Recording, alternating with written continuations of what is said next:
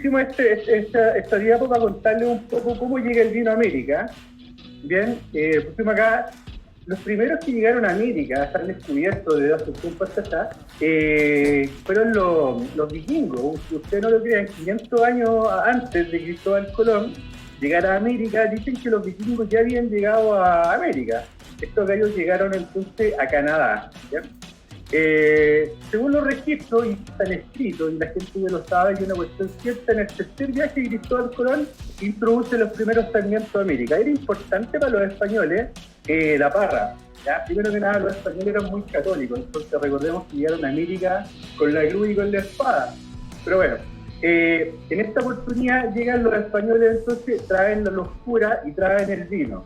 Recordemos que los reyes católicos, el nombre católico, eran los que financiaban los viajes de Cristóbal Colón. Por ende, era súper importante que hubieran misioneros, hubiera misa, hubiera mucho vino, primero para celebrar la Eucaristía y para poder contarle a la gente, a los aborígenes, de que se trataba el pan y el vino.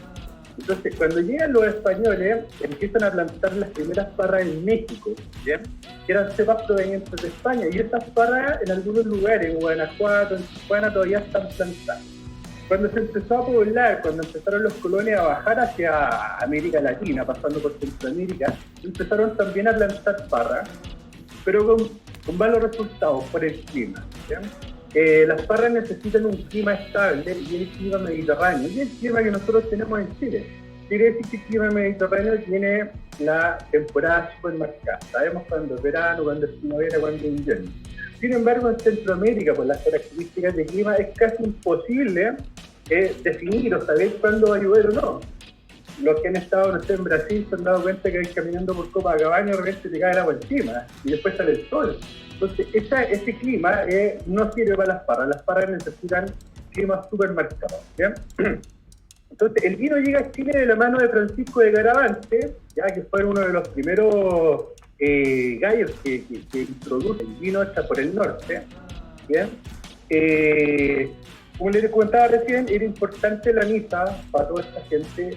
Aquí en Chile todavía hay algunas iglesias muy, muy antiguas, sobre todo en Copiapó y por acá por Rancagua, iglesias antiquísimas que todavía hay algunas parras que son centenarias. Estamos hablando de parras de 350, 400 años. Obviamente no dan vino, pero son unos troncos de este porte, antiquísimas, que se supone que fueron las que plantaron los primeros que llegaron acá. ¿Bien? Las primeras plantaciones en Chile fueron acá en Coquimbo, ya muy cerquita del mar, aunque todos no lo crean, y eso correspondía a la mayoría de parras que hoy día se ocupan para la uva de pisco, lo cual se llama la Blanca Italia, que se llama una uva blanca. Se le conoce como uva blanca. Las primeras variedades que se plantaron en Chile, en el norte, fueron estas variedades blancas, que todavía subsisten en la región de Coquimbo, todavía existen. ¿Bien? A ver, durante la colonia en nuestro país, la Iglesia Católica siempre estuvo metida con el vino, primero que nada porque era parte importante de la misa, de la Eucaristía.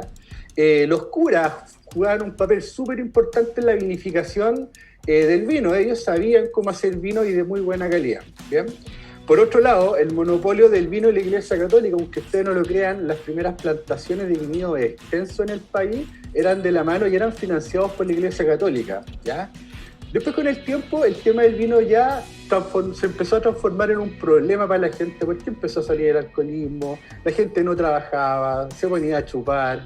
Bueno, todavía pasa, la verdad, pero en ese entonces era más complicado. ¿Bien? Ahí parece que lo están celebrando a uno, parece que es muy cierto.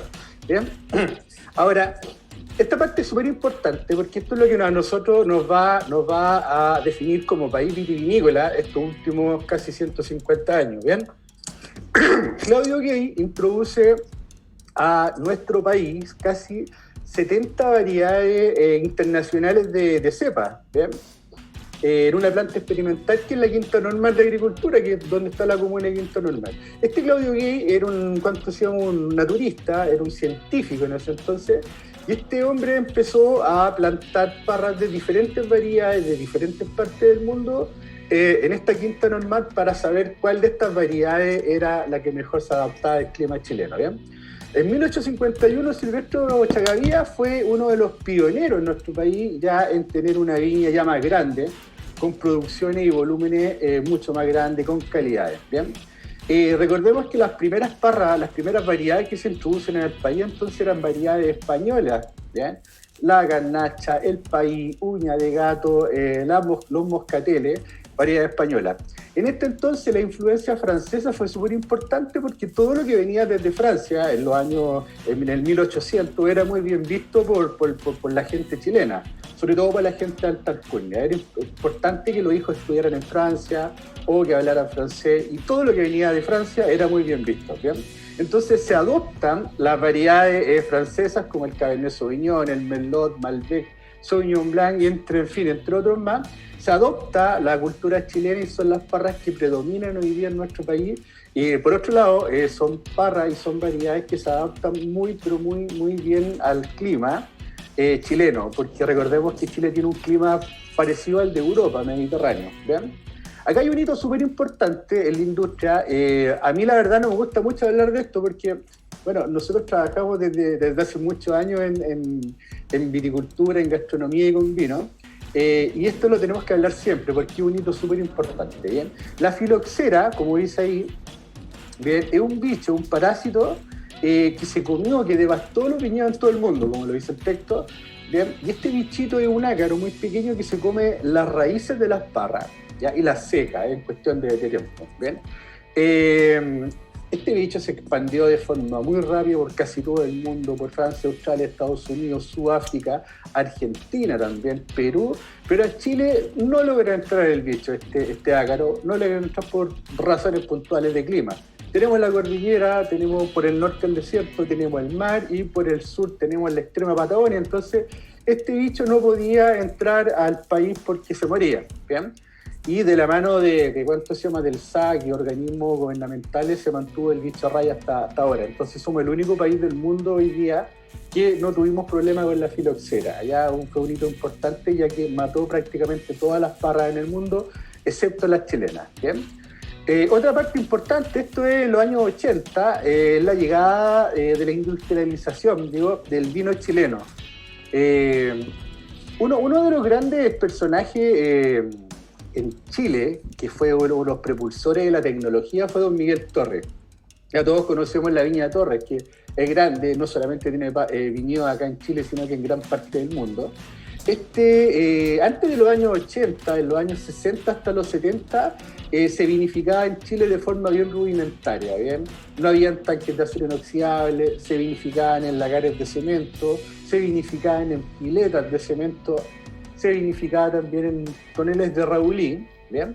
La industrialización, del vino en Chile fue importante porque se trajo tecnología de punta. ¿Para qué? Para que los vinos fueran más limpios, tuvieran más lindo color, los volúmenes fueran más grandes, ¿bien? El uso del acero inoxidable, el uso también de tecnología para enfriar el vino, para mantener bajas temperaturas en los vinos tintos y mantener la baja temperatura en los vinos blancos, ¿bien? Llegan muchos otros viñeteros más, la familia Rapp, Miguel Torres y muchas otras más. Muchas otras familias más fueron los que invirtieron en Chile con tecnología, ¿bien? Y es lo que hoy día nosotros tenemos. Yo, la verdad, todavía no nací en el 1800, pero me imagino que los vinos en ese entonces tienen que haber sido muy rudimentarios, con características de sabores muy diferentes a las que nosotros conocemos hoy día. Vinos con defectos enológicos, con aromas muy desagradables, y gracias a la tecnología hoy día podemos contar con vinos que son más limpios, con aromas más definidos, con colores más bonitos, ¿bien? Pasados los años 80 llegan los 90 y acá nacen pequeños viñeteros y pequeñas producciones limitadas. Ya esto de una u otra forma cambia el panorama y cambia el escenario también de la vitivinicultura nacional. Recordemos que durante los años 80 hacia atrás, la mayoría de las viñas grandes eran las que predominaban en el mercado. Voy a decir nombres: Conchitoro, Santa Rita, Emiliana. Todos estos monstruos de la industria vitivinícola manejaban prácticamente el monopolio, ¿bien? Ellos son grandes compradores de uva a pequeños productores en diferentes partes de Chile, y compran la uva y vinifican en sus bodegas y hacen los vinos como ellos quieran. ¿Bien? Ahora, ¿qué pasa? Que muchos de estos enólogos de estas grandes viñas empiezan a ver el vino de otra forma. Empiezan a buscar diferentes terroirs, empiezan a buscar diferentes climas, empiezan a buscar diferentes formas de vinificación y salen de esta grandes viñas todos estos enólogos medio chascones, se empiezan a desmarcar de la sobreproducción, de la sobrepoblación de vino, no de mala calidad, sino de vinos muy definidos, vinos muy cuadrados, vinos hechos para un mercado específico.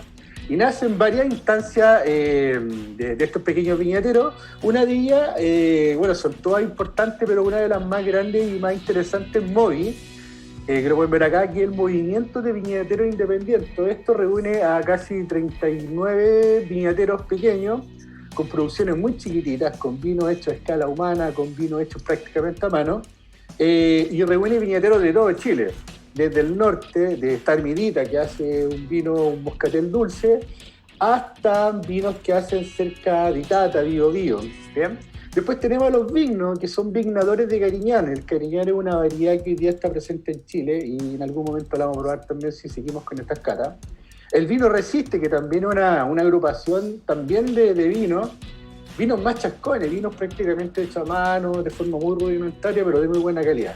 Y Chanchos de Lenguado, por otro lado, no quiero dejarlo al final, que son pequeños viñateros también, gallos muy jóvenes, gallos también más adultos, mujeres, en fin, familias enteras que hacen vino en diferentes partes de Chile y se congregan en esta agrupación de Chanchos de Lenguado y viajan por algunas regiones presentando los vinos. Se pueden comprar los vinos in situ, que se llama ahí, a la minuta, probar, hablar con los viñateros. Ellos te cuentan un poco la experiencia que han tenido con las ventas y el mercado y los vinos, bien entretenidos. Recordemos que durante los años, no sé, 90, el vino era como muy snob, estaba enfocado a un público específico, las ferias de vino y tenía que estar con invitación.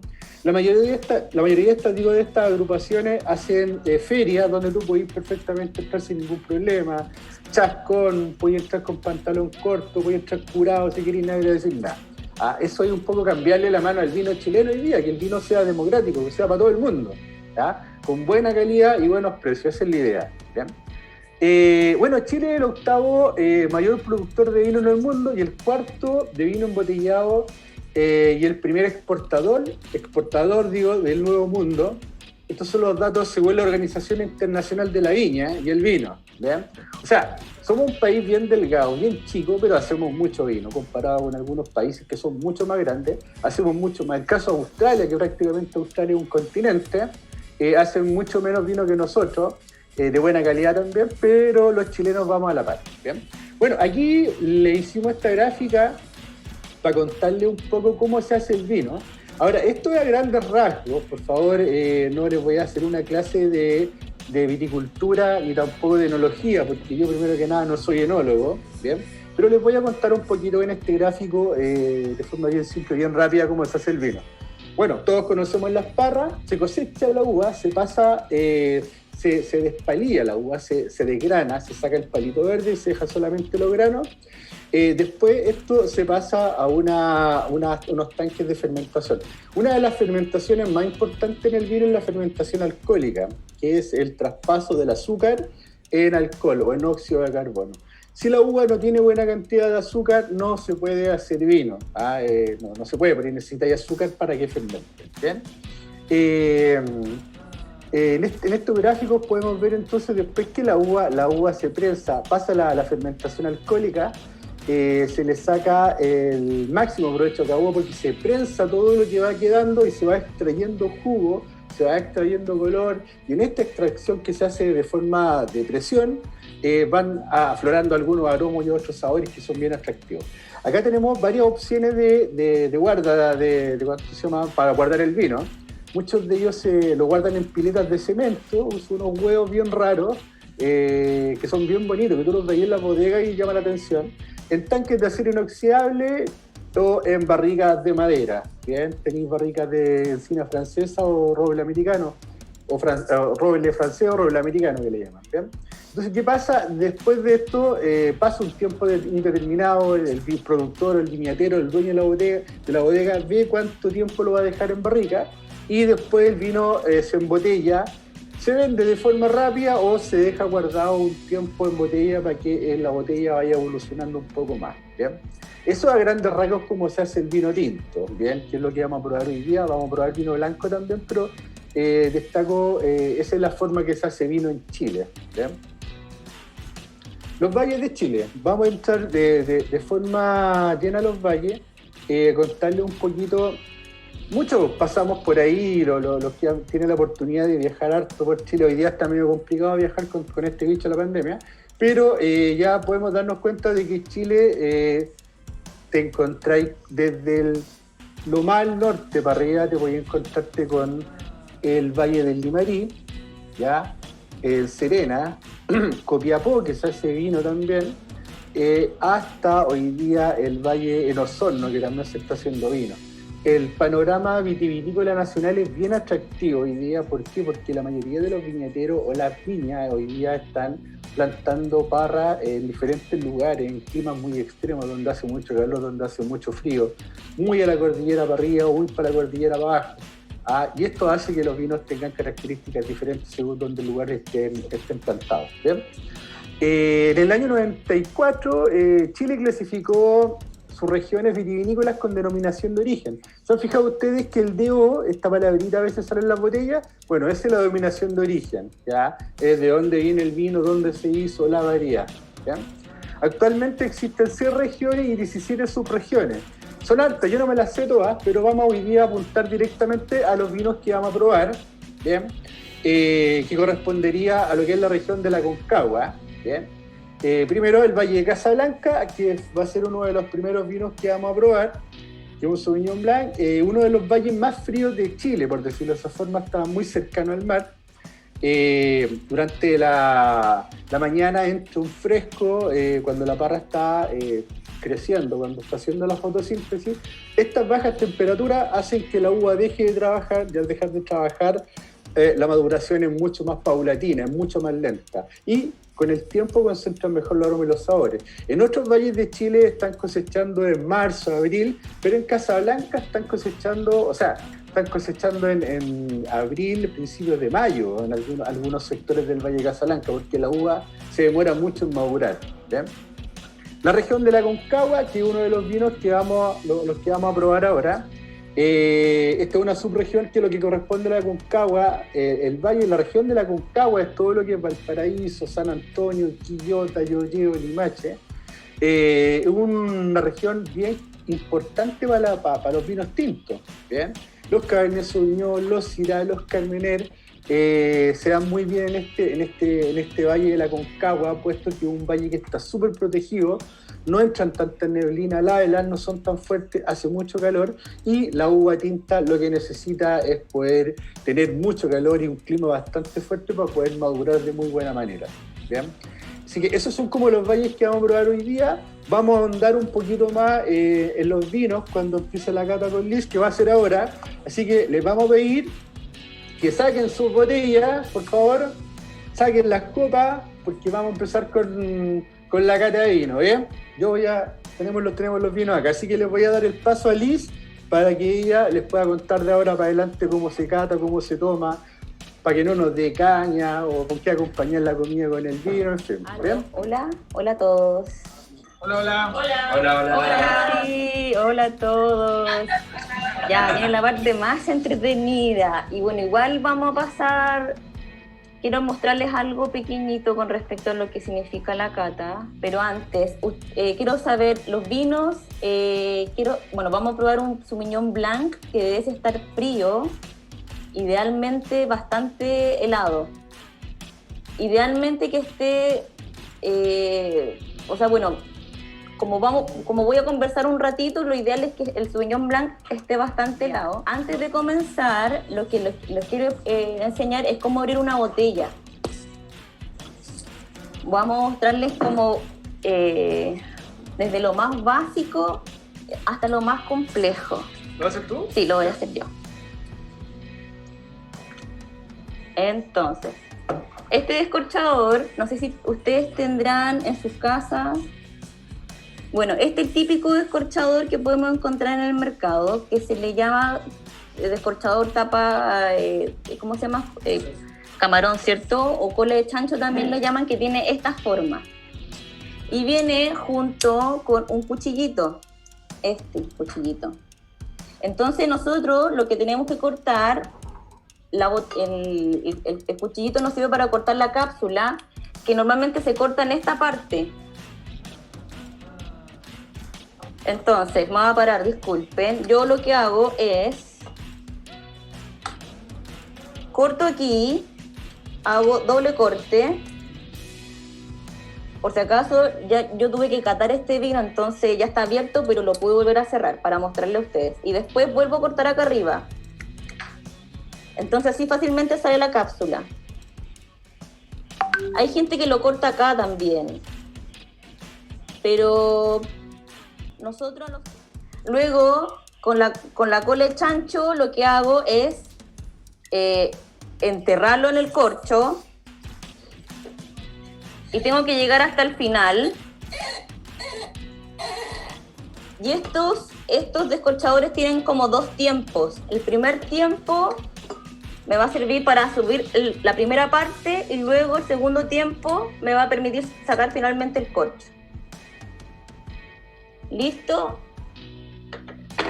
Eso es lo primero que tenemos que saber antes de entrar al ritual de la cata. Los Sauvignon Blanc, al igual que la mayoría de los blancos, se consumen bien fríos. O sea, el Sauvignon Blanc debe estar frío entre los 5 o 7 grados Celsius aproximadamente. ¿Cómo yo puedo saber que son 5 o 7 grados Celsius? Porque nosotros no andamos con termómetro midiendo la temperatura del vino. Es que el vino esté empañado, o sea, que yo lo sienta y esté completamente empañado. A por ejemplo, nos falta. Entonces yo le voy a pedir a mi compañero Cristian que si lo puede llevar al congelador.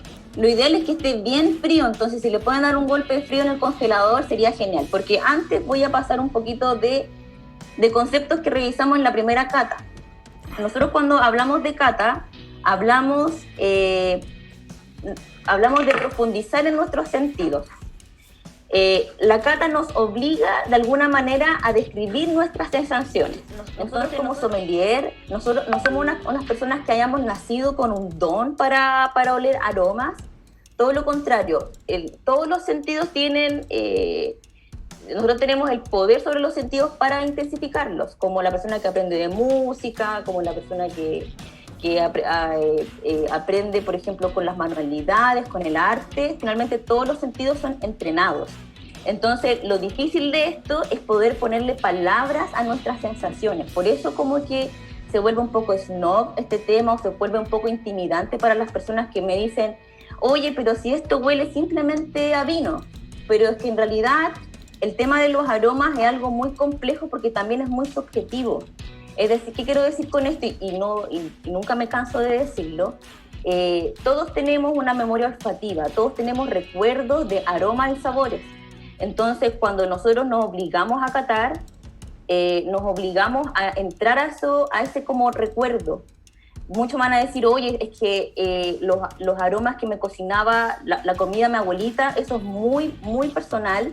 Entonces, la cata en sí también es muy subjetiva.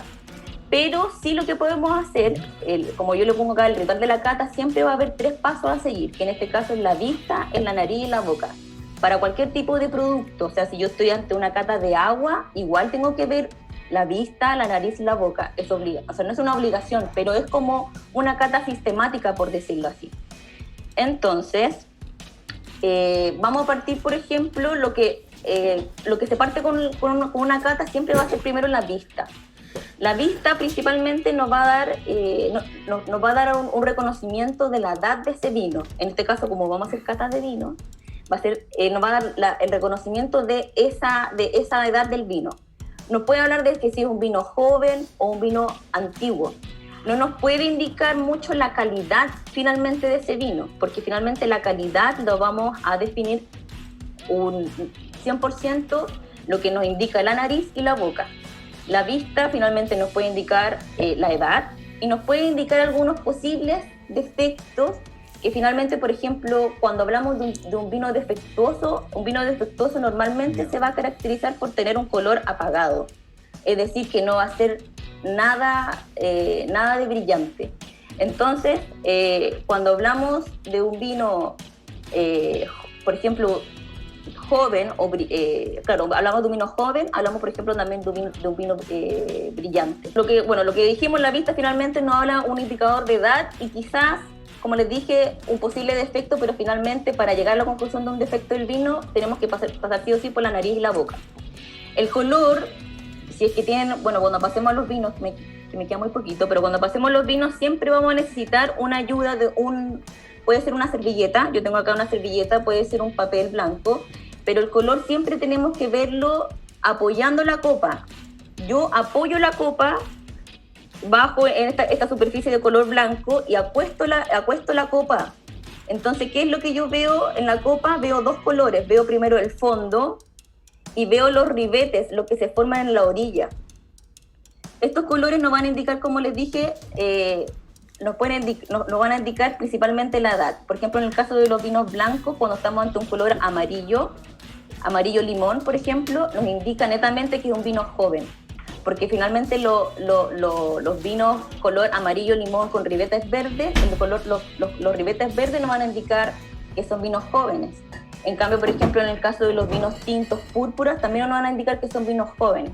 Cuando el vino tinto pasa por mucho tiempo en la botella, y ya hablamos de un vino añejo, el color se vuelve más granate, más teja.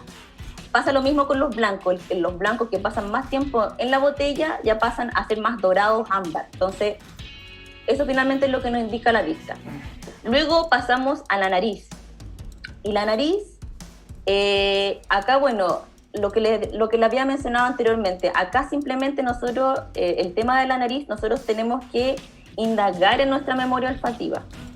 Dentro de los aromas del vino vamos a diferenciar tres tipos de aromas, que son los aromas primarios, los secundarios y los terciarios. Y todos están relacionados a alguna cosa. Por ejemplo, los aromas primarios están vinculados netamente a lo que es la uva. En este caso, por ejemplo, la uva Sauvignon Blanc va a tener ciertas características principales que van a ser del Sauvignon Blanc, netamente del Sauvignon Blanc. Al igual que el Syrah, al igual que el Carmener, y todos van a tener ciertas características únicas que va a ir interfiriendo de acuerdo, no sé, un Sauvignon Blanc del Maule va a ser muy distinto de Casablanca. Entonces, el lugar de origen también va a dar una connotación en cuanto a nuestros aromas, donde está plantada la cepa. Pero principalmente los aromas primarios hablan de la variedad. Luego, los aromas secundarios son aromas que provienen netamente del proceso de fermentación, que acá hablamos de la fermentación alcohólica como tal y también como la fermentación maloláctica. La fermentación maloláctica es una fermentación donde los ácidos málicos se transforman en lácticos.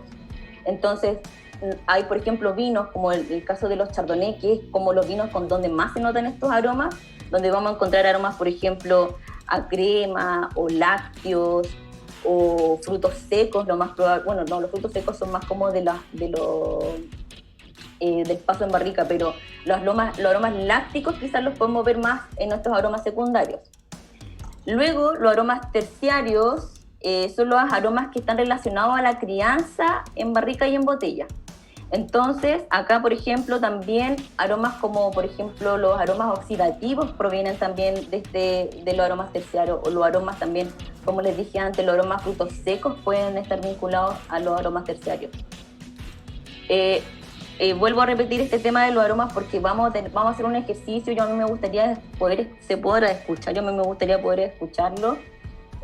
Porque la verdad es que la cata tiene que ser dinámica. A mí me gustaría saber si es que huelen, me van a decir, oye, no, es que este vino huele a vino, pero por lo menos podemos discutir. Luego pasemos a la boca. Y la boca, al igual que la nariz, que tiene este tema de los recuerdos, de esta memoria olfativa, o de esta memoria como de los sabores, pasa exactamente lo mismo. Nosotros con el vino lo que hacemos es una práctica donde cada vez que bebemos vino, lo que hacemos es pasar el vino por nuestra boca. Y lo vamos a hacer ahora para que hagamos esta práctica. Vamos a tomar un poco de vino, vamos a hacer como una especie de enjuague bucal, no un enjuague bucal 100%, sino es como una pasada, y luego, en este caso, ustedes lo van a tragar, quizás nosotros lo vamos a escupir, quizás no lo vamos a escupir, pero la idea es que cuando nosotros hacemos un enjuague, lo que hacemos es activar la papila gustativa. Entonces, cuando activamos la papila gustativa, la papila gustativa se activa, todos nuestros sentidos se activan, entonces podemos describir cómo es el dulzor, cómo es la acidez. La acidez, todos tenemos, por ejemplo, la sensibilidad donde se siente la acidez en esta parte de la boca, el dulzor en la punta de la lengua, lo amargo en la parte trasera de la lengua. Entonces, lo que hacemos al remover el vino en nuestra boca es activar las papilas gustativas para poder describir, para poder ponerle nombre a nuestras sensaciones. Entonces, en el caso, por ejemplo, de los vinos que sean dulces o secos, nosotros hoy vamos a probar 100% vinos secos. La mayoría del mercado venden vinos secos. ¿Qué vendría siendo un vino dulce? Un late harvest. Eso pasa, por ejemplo, a mí me pasa con mucha gente que me dice, quiero un vino dulce, o sea, me dicen, no quiero un vino tan fuerte. Cuando me dicen eso, me da la sensación de que está netamente relacionado a los taninos. Los taninos, esa sensación de astringencia que nos deja en la boca el vino. Por ejemplo, un Cabernet Sauvignon es un vino que tiene un alto porcentaje de taninos. Claro, la uva Cabernet Sauvignon, si es que ustedes han tenido la oportunidad de ir a un viñedo, la uva de un Cabernet Sauvignon es así de chiquitita, súper chiquitita, pero tiene una piel muy, muy gruesa, al igual que el Syrah. Estas cepas, Cabernet Sauvignon y el Syrah, se caracterizan por tener un alto porcentaje de taninos, y los taninos se encuentran en la piel.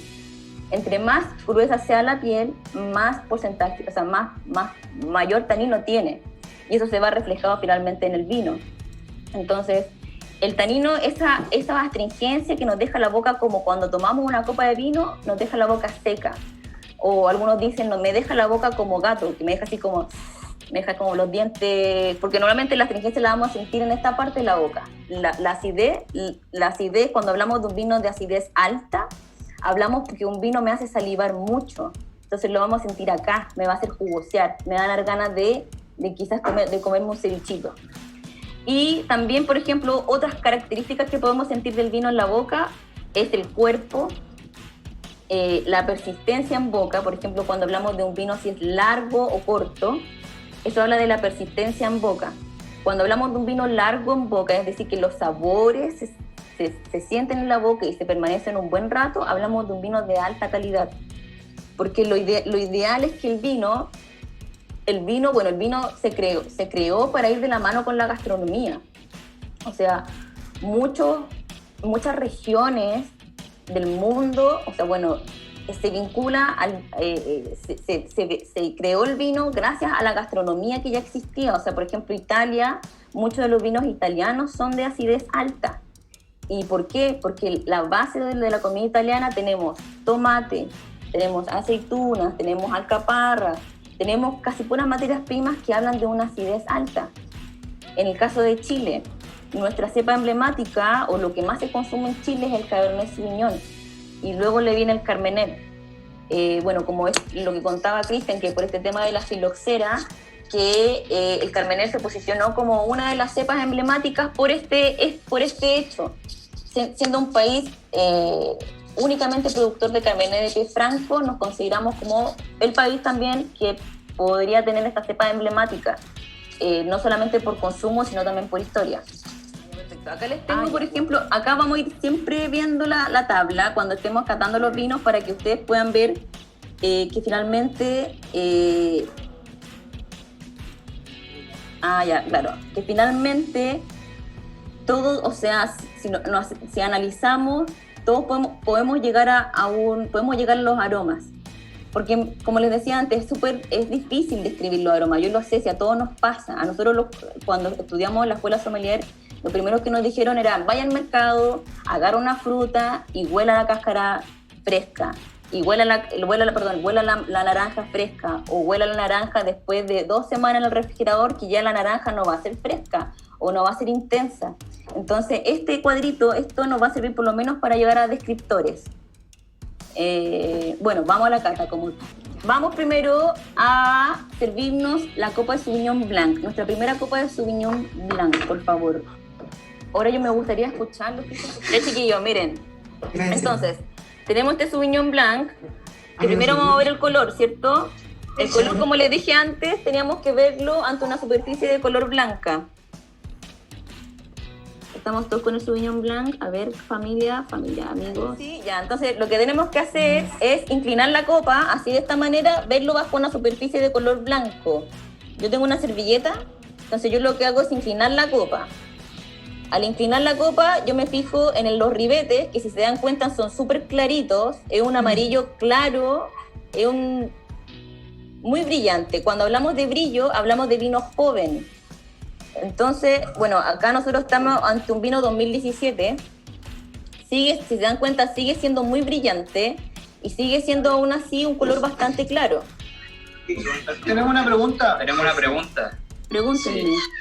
Sí, cuando te refieres a los ribetes, ¿a qué parte precisamente te refieres al contorno del vino? Sí, al contorno. En esta parte, como esto vendría siendo el ribete, claro, efectivamente. Ya, perfecto. Entonces, uno dice color amarillo, porque es amarillo, todos los blancos van a ser amarillos. Entonces, color amarillo, en este caso es un color limón, que es lo más claro de la gama de los amarillos, con ribetes, que si dan cuenta los ribetes son muy claritos, o sea, como que es la misma tonalidad, pero llega a ser más claro. Entonces es un amarillo, limón, claro, brillante, ¿cierto? ¿Estamos de acuerdo? ¿Esto o el vino? No, o sea, eso, el papel es para el vino. Exactamente. Mira, el vino, sí, pues. Estamos de acuerdo con el color, que es un color brillante, sí. Finalmente joven, ¿cierto? Ahora vamos con la nariz, pero vamos a la nariz, pero no agiten la copa, no la agiten, vayan directo a la nariz. No me digan que huele, por favor, no me digan que huele a vino, díganme que huele. Aceituna, bien. Ahí yo le sentí como un aroma como mineral. A espino. Ahora, por ejemplo, cuando nosotros nos agitamos la copa, esto nos habla netamente del aroma de la cepa. En este caso, ¿qué esperamos de un Sauvignon Blanc? Esperamos notas herbáceas o fruta verde. La fruta verde vendría siendo, por ejemplo, la manzana, que nos recuerde. Yo cuando hablo de fruta verde quiero hablar como del amplio de la fruta verde, para que todos busquemos nuestra memoria olfativa. Ahora, si yo agito la copa y permito que le agregue oxígeno, o sea, llegue oxígeno a mi copa, acá se van a intensificar los aromas. Entonces, ¿qué siento? ¿Podría sentir algo cítrico quizás? Pomelo. Pomelo, sí. ¿Pomelo o cáscara de pomelo? ¿Jugo de pomelo recién exprimido? No, cáscara de pomelo. Bien. ¿Quién más se atreve a decir algo? Manzana verde. Manzana verde. Sí.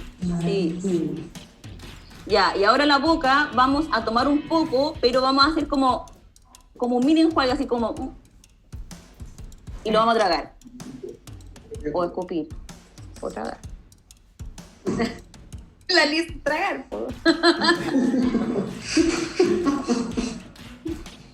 Ya, la acidez la voy a sentir acá. ¿Me hace salivar o no? Sí. Súper ácido. Acidez, esto es una acidez alta. Para que nunca más se olviden, esto es una acidez alta. Es el vino, lo siento como que me hace como comer algo, ¿no? Como que como claro, es como un poco salino incluso, ¿lo sienten o no? Puedo decir no te hueveando. Como pedaceta, sí, está bien. Todos esos descriptores están fantásticos. Es mejor que me digan eso que me digan que sabe a vino. Se escucha. Ya, ahora vamos a... ¿Qué significa la acidez en el fondo? O sea, si yo lo encuentro muy ácido o menos ácido. Lo que pasa es que un Sauvignon Blanc, como la cepa como tal, se va a caracterizar por ejemplo, por ser una cepa naturalmente de una acidez alta. O sea, yo como consumidor nosotros esperamos que el Sauvignon Blanc tenga una acidez alta, como esto. Entonces, cuando estamos ante un Sauvignon Blanc que tiene una característica como a flor de piel, así como estamos ante un vino de calidad, porque está dando como la característica propia de este vino. Lo que puede variar, por ejemplo, son los aromas. Por ejemplo, si yo, en este caso, como hablamos de Casablanca, los aromas que sentimos en esta ocasión, que fue fruta, dijeron fruta como manzana verde, dijeron algo como de mineral, puede ser herbáceo, eso es netamente de aromas de un clima frío. Cuando, por ejemplo, estamos ante un clima templado, podemos sentir más fruta cítrica, incluso como fruta de hueso. Y la acidez es media alta. Pero la acidez principalmente, por ejemplo, en este vino no habla de lo característico que es. Esa cosa como media picante de las cebollitas perla también. Eso también, es eso lo picante también venía, eso por ejemplo algo muy interesante porque también nos habla mucho como de la zona de cultivo, o sea, del lugar de origen. Algo que ha pasado muy interesante con respecto a los vinos chilenos es que Chile antes usaba mucha barrica, o sea, Concha y Toro, Errázuriz, que no digo que esté malo, para nada, pero lamentablemente sí opacaba mucho la variedad como tal, o sea, el lugar de origen. Porque claro, quizás usar barrica antes era como de buen prestigio, o sea, como entre más barrica, mejor la calidad. Pero hoy por hoy los enólogos, hace un par de años ya, los enólogos están dándole prioridad al lugar de origen y a la cepa. ¿Cómo se comporta el Sauvignon Blanc de Casablanca? ¿Cómo se comporta el Sauvignon Blanc de Limarí? Entonces, eso, claro, pasa a ser mucho más interesante, por ejemplo, para nosotros, el consumidor, que tenemos más variedad para saber cómo el Sauvignon Blanc de diferentes valles, por ejemplo. Ahí está.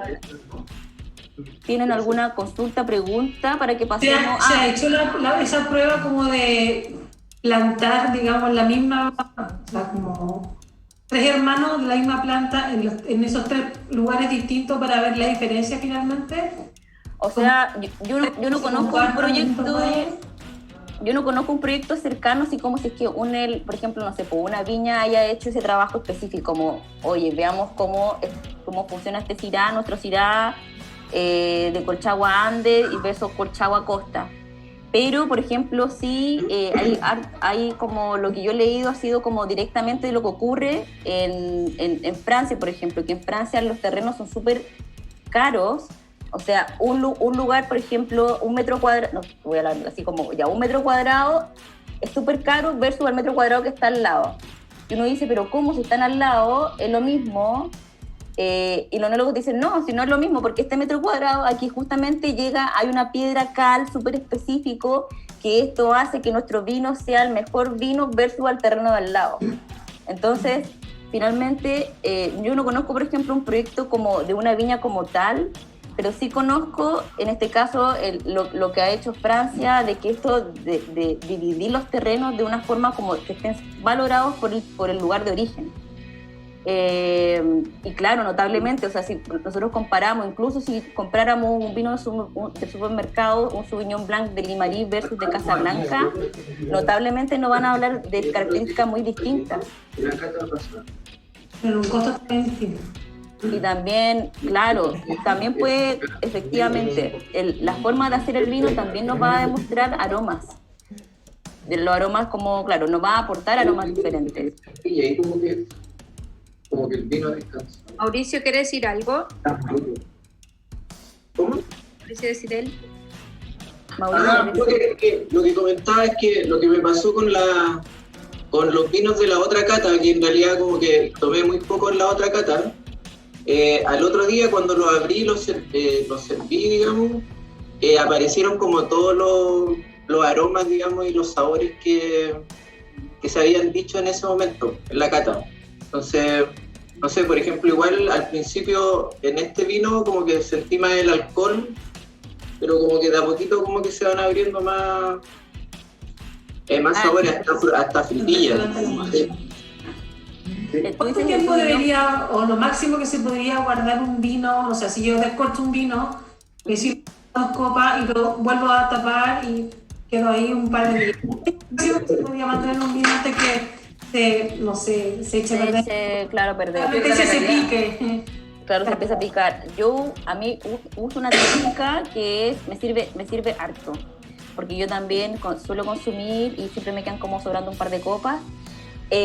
Conocen que en el supermercado hay como un saca aire Sí. Así se llama, saca aires. Como que creo que Sí, cuesta como está 2 como un lucas. vacío. Sí, ya. Eso cómprenlo y sirve. Entonces, cuando ustedes decidan, ya, onda, no voy a tomar más vino, le sacan todo lo posible el aire a esa botella y le colocan, creo que vienen con unos tapones, ya vienen estos sacabotellas, ya. Así el vino me dura 5 días. En condiciones normales. Perdón, refrigerado. Funcionar igual. Refrigerado. Sí, como 5 días, ¿no? Como una... Sí, como 5 días. En el refrigerador, eso sí. Yo siempre los dejo refrigerados. Y cuando no tenía el saca-aire, cuando no tenía saca-aire, lo que hacía, sin saca-aire, lo dejaba bien con el corcho y también en el refrigerador. Y cuando lo quería beber, lo sacaba como, claro, si era vino tinto, igual en el refrigerador. Cuando quería beberlo, lo sacaba media hora antes para que agarrara la temperatura y listo. ¿Quién tiene otra pregunta? ¿Otra pregunta por ahí? El Mauro tenía la manito arriba, el Mauro Cifuentes. Mauro Cifuentes. Mauro, dale. ¿Una pregunta? Es demasiado nuevo en esto, como que ni varios más. Se puede quedar uno solo. No, ya no. Sorry. ¿No hay pregunta? Dale tú. ¿Alguna otra pregunta? Acá hay una. Oye, disculpa, dijeron cuánto duraba el vino refrigerado, pero me pregunto cuánto duraría si en otras condiciones, si es que no tengo el saca-aire. Saca-aire. Duraría un vino blanco, por ejemplo. Yo, por ejemplo, no me arriesgaría y lo dejaría máximo 3 días, por ejemplo.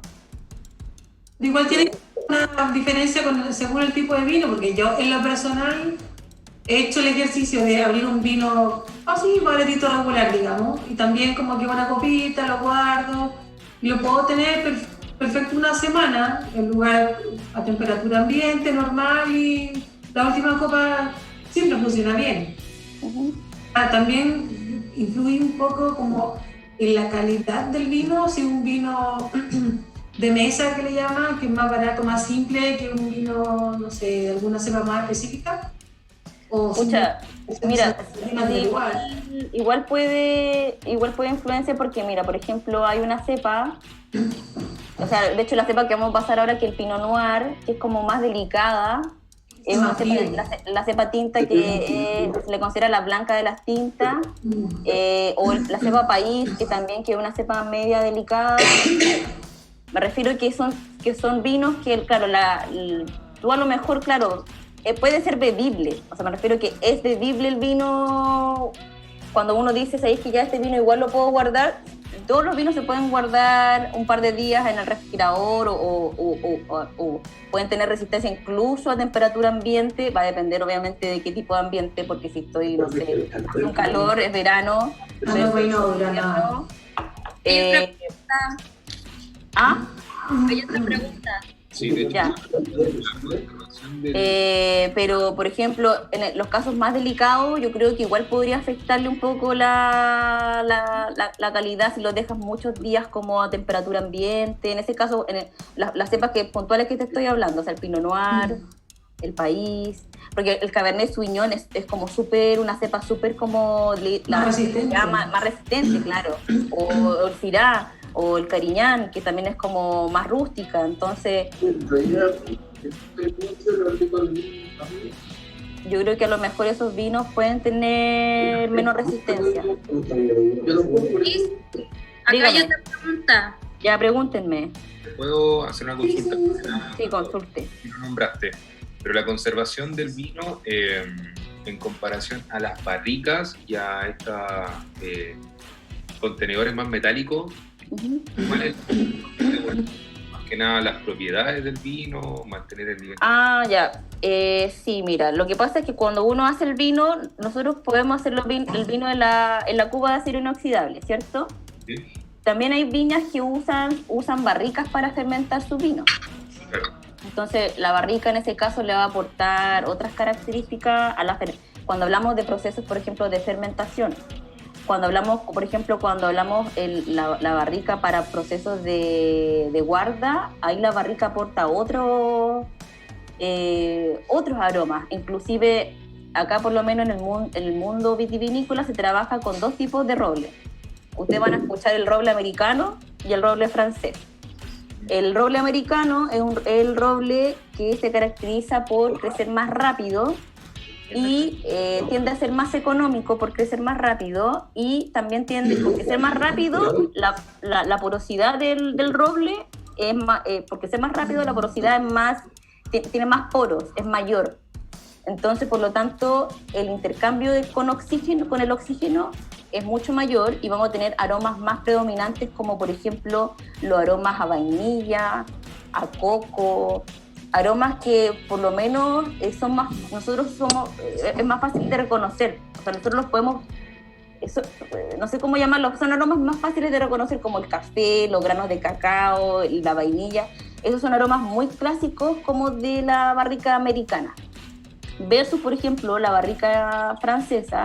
La barrica francesa, el roble francés, es un roble que el roble francés crece más lento, la porosidad del roble francés es más pequeño, por lo tanto el intercambio con el aire es más lento. Entonces normalmente las viñas que deciden trabajar con barrica francesa es porque normalmente van a aprovechar esa barrica para usarla para usar vinos de guarda. Normalmente, por ejemplo, los vinos de guarda, por ejemplo, hablo de Don Melchor o de Almaviva, de vinos que tienen una guarda de más de 10, 20, 30 años de guarda.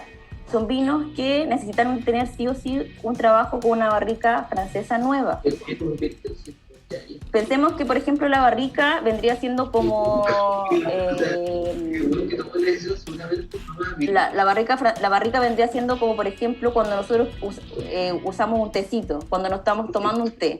Cuando usamos la primera bolsita, el té va a soltar todo su color, todos sus taninos, todo, los aromas. Cuando usamos la misma bolsita por segunda vez, ya no aporta tanto tanino, ni color, ni sabor, ni aroma. Ocurre lo mismo con las barricas. Yo cuando uso una barrica nueva voy a extraer todo el tanino, todo el color, para tener ojalá un vino potente, y ese vino tenga extra tanino, extra color, y me pueda soportar el tiempo en barrica y en botella. Es decir, que va a ser un vino de guarda. Pero normalmente los vinos, o sea, las viñas usan barrica, pueden usar francesa o americana, pero ya son usadas. Entonces, en este caso, cuando usamos barrica usada, va a aportar nada de tanino, muy poquito color, muy poquito, o sea, más aroma en realidad, más aroma y sabor, pero nada de color. En este caso, con respecto al mundo de las barricas, porque también, bueno, esos son el gran mundo de las barricas. También hay viñas que usan los chips, que eso es como, imaginemos una cuba de acero inoxidable gigante y le agregan como pedazos de duelas, de chip de madera para simplemente aromatizar un poco. Eso ya no, eso es como, ¿para qué? No, ¿para qué vamos a usar eso? Pero bueno, en realidad hay de todo en esta industria del vino. ¿Alguna otra pregunta, consulta, duda? Ya, eso. ¿Con qué podemos comer el vino? ¿Con qué podemos comer? Buena pregunta. ¿Quién preguntó eso? El maridaje. Bueno, el Sauvignon Blanc, ustedes lo reconocieron como una cepa de acidez alta, ¿cierto? Y es bastante, o sea, su intensidad aromática es alta. Estamos hablando de un vino que tiene una intensidad... Yo creo que es... ¿Cómo? ¿Alguien habló? ¿Por ahí alguien habló? ¿No? Ya.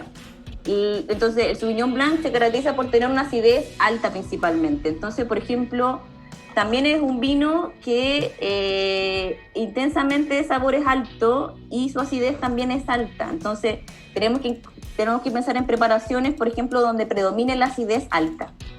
Por ejemplo, una preparación clásica que uno dice, pero es tan clásico, pero es que acá lo tenemos como la directriz, el ceviche.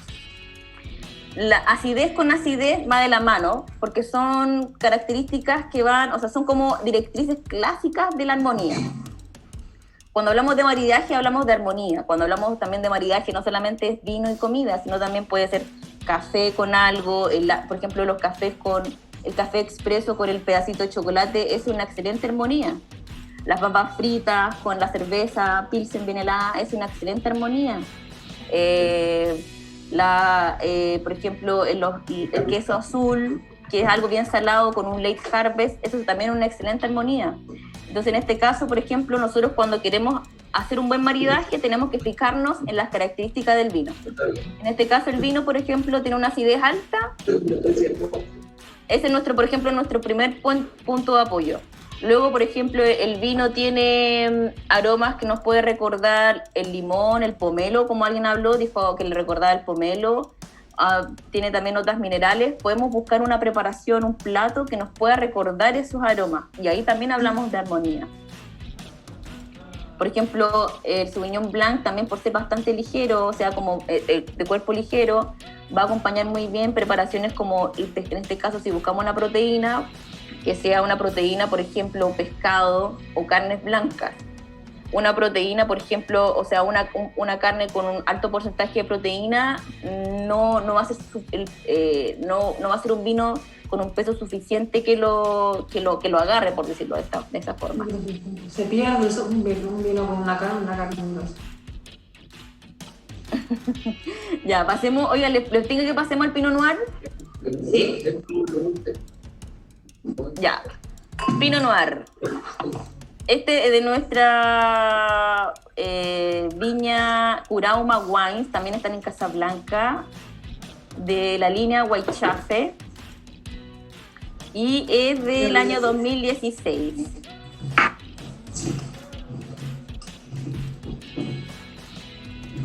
El Pinot Noir, ¿ustedes saben a qué temperatura tienen que consumirlo? 13, 15. Más bajo. Entre 10 y 12. Más frío. Ahora, también yo me aseguro, con el Pinot Noir yo lo pongo en el refrigerador y antes de servirlo, no sé, como 15, 20 minutos antes lo saco del refri.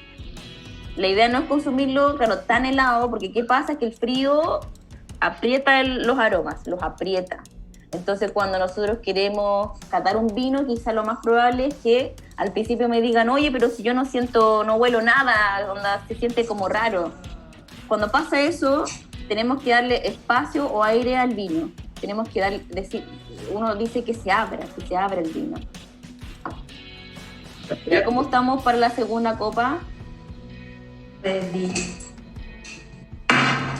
Marcela, ¿cómo está ahí? ¿Cómo está como la segunda copa? Mauricio ya los abrió todos. No, Mauricio Mateo, se abrió todos los vinos. El otro Mauricio, el Mauro Cifuentes, allá en la casa, ¿cómo están? ¿Sí? ¿Todo bien? Allá están terminados. Así que, parte nomás. Ya. Entonces, hacemos el mismo ejercicio con el Sauvignon Blanc. Lo que hacemos es acostar la copa.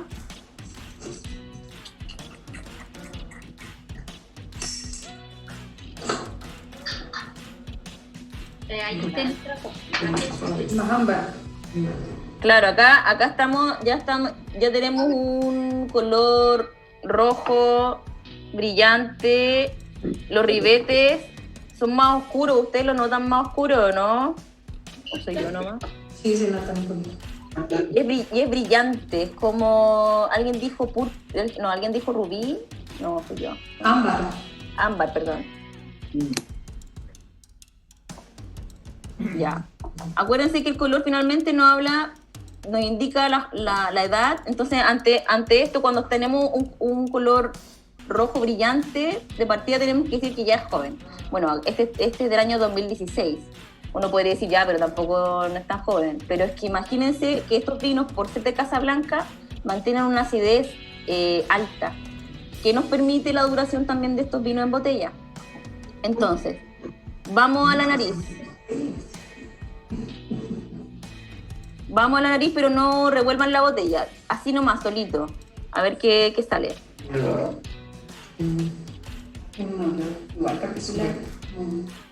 ¿A qué huelen? Yo le siento como algo como guindas, cerezas. Eso, como fruta roja, ¿cierto? Como ciruelas. Como ciruela, yo le siento frutillas frescas cuando las compro recién en la feria. Mermelada de frutilla. Mermelada de mora. No es frutilla, es mermelada. Como frambuesa, sí. Y también, la mermelada también, eso, claro, ahí hablamos de una fruta ya madura. ¿Cierto? Ya, ahora me gusta que todos estemos de acuerdo con que es fruta. Sí, este Pinot Noir es muy frutal. Normalmente el Pinot Noir nos podemos encontrar o con esta característica de fruta roja, o también muy, muy clásicos son los aromas vegetales, como nos pueden recordar, por ejemplo, los aromas a champiñón o a tierra húmeda. Luego ya, vamos, y si lo agitamos, por ejemplo, ¿se intensifica ese aroma? Sí. Se siente más como, yo le siento por lo menos más la frutilla. Es que se siente mucho más fuerte. Al principio es como muy fuerte. Ya, ahora vamos a tomar un poquito, nos vamos a... miren, nosotros también lo que hacemos es tomar y como que hacemos un ejercicio, no sé cómo decirlo, pero como que... respirar. Se dice eso, respirar. Es que, como dijeron, sorbetear, pero es que no quiero decir sorbetear. Eso es. Bueno, eso. Se respira, sí. Hagan este ejercicio que también lo que hace es se oxigena. Pero sin ahogarse, por favor. Por favor. Para que no caiga mucho. ¿Cómo es la acidez? No es tan alta como el primero, ¿cierto? Ya es como una acidez media, ¿cierto? Pero acá ya podemos... Es ácido, pero igual la lengua tiende a ser un poquito más espesa. Astringente. Claro, distinto eso. con lo del... Sí. Alguien dijo astringente, sí, efectivamente. Sí. Acá ya nosotros estamos hablando... Acá ya estamos...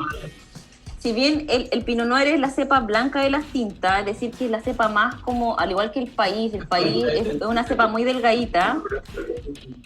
Acá igual ya estamos hablando o contando con la presencia de taninos. Acuérdense, los taninos son eso, lo astringente. Acá... ¿Y el rosé dónde entra aquí? Porque esto es como camino... Sí. Claro, no, el rosé lo que pasa es que es un tipo de vinificación. Nosotros lo que hacemos es que... porque todas las uvas, finalmente si tú sacas una uva tinta, si tú le sacas la piel, eso es una uva blanca, una uva transparente. Entonces lo que se hace en el proceso de vinificación para los rosados es dejar tiempo el vino reposando con sus orujos, con las pieles. Pero no un 100%, por ejemplo, sino ya hablamos de un 25%. Entonces, finalmente, en el proceso de fermentación, o sea, en el proceso de vinificación, los orujos pasan tiempo con el vino, ¿cierto? Sí, pero no me acuerdo de la otra forma, ¿cómo se hacía? Vinifica solamente la película en tiempo determinado. Ya se vinifica la película por un tiempo determinado también. Punto de rosado, punto de Cabernet Sauvignon, no son rosé de Cabernet, rosé de Cabernet. Es raro como que te deja la lengua. Pero al principio. Se entiende, eso te deja. Ya, eso. ¿Quedó claro el tema del rosé o no?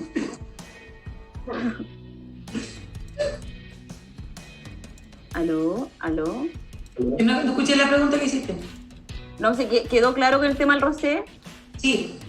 Me gusta mucho el rosé, entonces tenía como la duda porque por el color de por eso me tenía esa duda. Claro, no, en el rosé nosotros el trabajo es de vinificación, entonces... No, pero acá, por ejemplo, esto netamente, por ejemplo, de la cepa como tal. La cepa como tal va a tener siempre como se va a caracterizar por tener este color o por lo menos de tener bajos taninos y por lo tanto se va a presentar de esta manera. Normalmente nosotros, en el Pinot Noir también usamos barrica, o sea, en el Sauvignon Blanc es una cepa que no se usa barrica, no se conoce, por lo menos no hay vinos o por lo menos yo no conozco ningún vino donde el Sauvignon Blanc haya pasado por barrica, pero sí por lo menos los Pinot Noir, algunos pasan y algunos no. En este caso, este vino sí pasó por barrica. Creo que si no me equivoco fueron barrica usada, ¿cierto? Como 24 meses, claro. Pasó un año en barrica usada. Y se embotelló este vino hace 6 meses. ¿Qué les parece este Pinot Noir? Rico. Está rico, ¿cierto? Yo había probado otros Pinot Noir que son como un poco más gruesos, por así decirlo. Puede ser, me parece que el Viña, alguna vez lo probé y me da la impresión que es un poquito más grueso que este. Sí, también como les decía, como que la barrica en este caso, como el Pinot Noir es una cepa que se adapta bien a la barrica, puede ser que, bueno, claro, hayan viñas que trabajen con la barrica y se presenten vinos como más corpulentos o más suntuosos también o más persistentes, pero también eso por el trabajo de la barrica. Chicos, preguntas, consultas para que pasemos al maridaje del Pinot Noir. Disculpen, sí, siempre me lo salto. Ya, el Pinot Noir. En este caso nosotros estamos ante un vino que tiene una acidez media, ¿cierto? Tiene aromas más como a frutilla o, claro, mucha fruta roja. Acá nosotros, por ejemplo, podemos trabajar una armonía con estas mismas características. El Pinot Noir, por ejemplo, se asocia muy bien o va muy bien con todas las preparaciones que sean, por ejemplo, pueden ir muy bien con pasta, con pizza, con risotos, por ejemplo, a base de champiñones. El champiñón, como es un producto que tiene aromas como a tierra o vegetales, va muy bien de la mano con el Pinot Noir como tal. O sea, como que el champiñón va a decir como muy de la mano.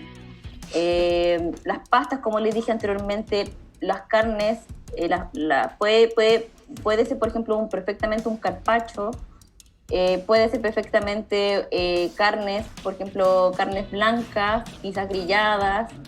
Podemos quizás también trabajar como con pescados, puede ser, pero pescados ya grasos, que tengan que puede hacer, por ejemplo, que pueden ir de la mano con este vino tinto. Que tan claro, que ya tiene un poquito de tanino, tiene un poquito de cuerpo, que puede ir de la mano con la grasitud de un pescado, por ejemplo, como un salmón o un atún. Y también, por ejemplo, algo que va muy bien también con el Pinot Noir son, como es una cepa fresca, también va a ir como, por ejemplo, con preparaciones frescas. No, nada, por ejemplo, ya como tiene un porcentaje de tanino, yo no jugaría, por ejemplo, con los mariscos. Los mariscos más que van súper bien de la mano con los blancos, pero yo jugaría en este caso, si fuera con cosas del mar, 100% sería los pescados grasos. Una pregunta, ¿Pinot Noir sirve para comer cerdo o acompañar el cerdo? No, o sea, yo no lo recomiendo. Ojo que también el tema del maridaje es algo también como muy del gusto, en realidad. Pero en este caso, por ejemplo, el cerdo, como por ser una carne con alto contenido de grasa y es pesado, yo lo recomiendo más con vinos que tengan el mismo componente, es decir, por ejemplo, vinos pesados. En este caso, por ejemplo, un Syrah o un Cabernet Sauvignon puede ir muy bien de la mano con un cerdo. Ahora también va a depender mucho de la preparación, pero el cerdo como tal, como carne, como tiene un alto contenido de grasa, necesitamos un vino o una acidez alta, que en este caso, por ejemplo, puede ser un Syrah o un Cabernet Sauvignon, que tengan el potencial de limpiar el paladar. Nosotros cuando estamos ante preparaciones que tienen un componente graso muy alto, necesitamos un vino que nos limpie, que tenga el potencial de limpiarnos el paladar. Entonces, esto puede ser a través de la acidez alta de un Cabernet Sauvignon o un Syrah, o también del potencial de los taninos. En este caso, por ejemplo, un vino tinto con un tanino alto puede ser capaz de limpiarnos el paladar de esa grasa. Pero en realidad, por ejemplo, a mí me gusta mucho el Syrah. El Syrah va muy bien de la mano con el cerdo. También va a depender si tú me dices, ¿sabes qué, Liz? El Syrah, perdón, el cerdo, yo lo rellené con ciruela y lo llevé lo asé y después, o sea, lo puse en el horno y después lo asé. Ahí tú estás trabajando con diferentes tipos de cocción que lo que hacen es como dejar la carne quizás más blanda, ahumarla. Y cuando hablamos de ahumado también, entre más ahumado, más busco un vino con sabor a roble. Busco más roble, por decirlo así. Y en ese caso, como hablando de vino fuerte, ¿dónde, como en escala de clasificación, dónde entran un Cabernet Franc o un Carignan? Por ejemplo, el Pinot Noir Malbec. vendría siendo el Pinot Noir vendría siendo el primero, ¿cierto? Luego viene el Merlot, luego viene el Carmener.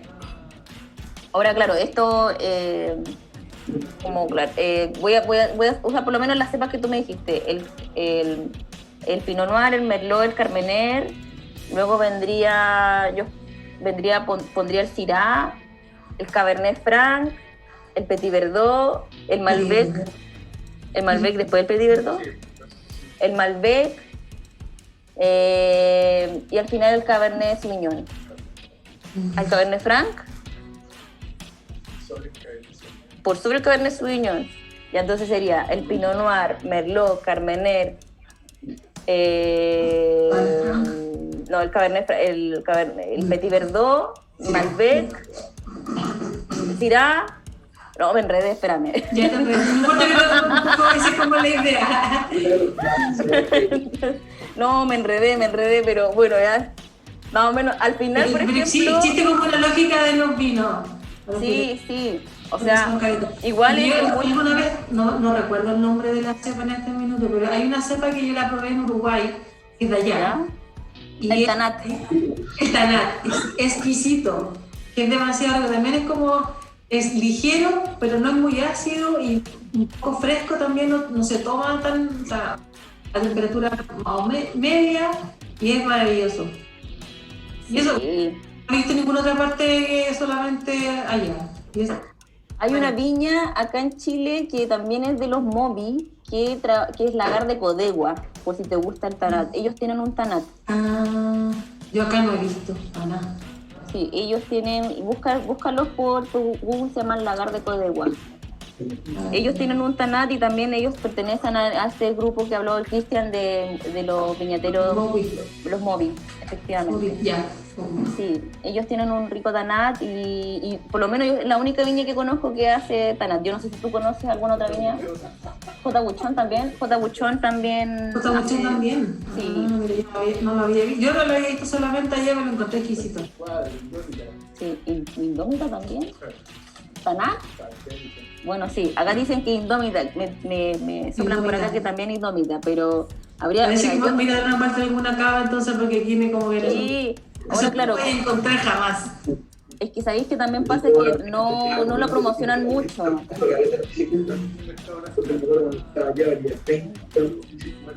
Claro. Chicos, ¿qué les parece este Pinot Noir? Rico. ¿Rico? ¿Ustedes están comiendo algo? ¿Están maridando? ¿O están así? Quesito, frita, maní. Ya. Qué rico. Y hasta el momento, por ejemplo, algo que la haya combinado, ¿les ha combinado algo con algún queso? Nosotros acá tenemos un mantecoso, ¿cómo se llama el otro? Tenemos un gran padano. Bueno, sí, igual tenemos cositas para picar. Ya. Chiquillos, pasemos el Cabernet Sauvignon. El Cabernet Sauvignon es la cepa más consumida y bueno, y está megamente representado por una de las viñas.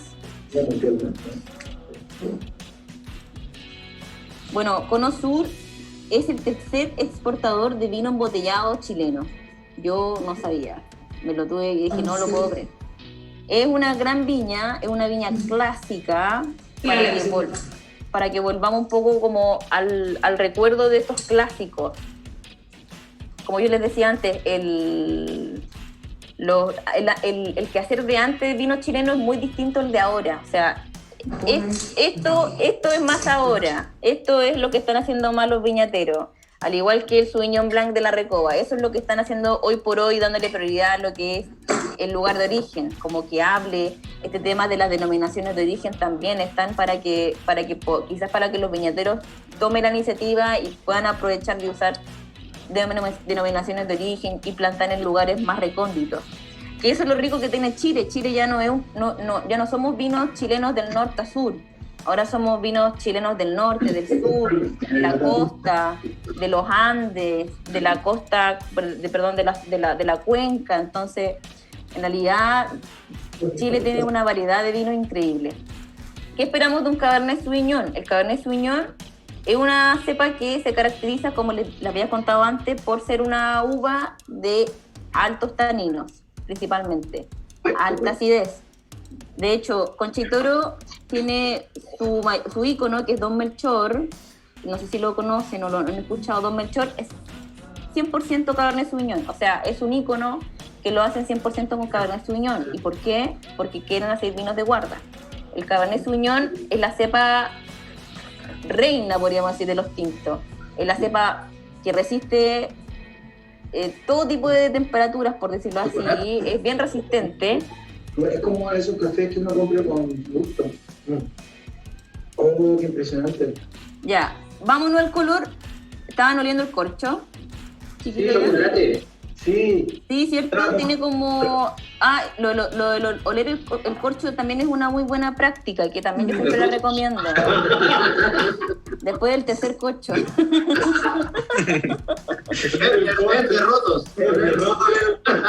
Bueno, ya después del tercer corcho. Ya, bueno, es una buena práctica para las siguientes catas. Después vamos a hablar del corcho. Después las siguientes catas vamos a hablar de las barricas, corcho.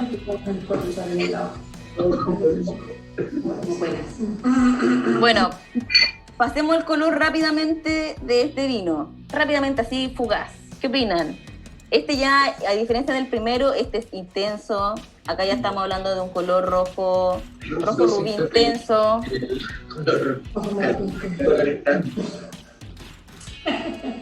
¿Cierto? Y este, por lo menos 2018, entonces estamos ante un vino joven. Vámonos a la nariz.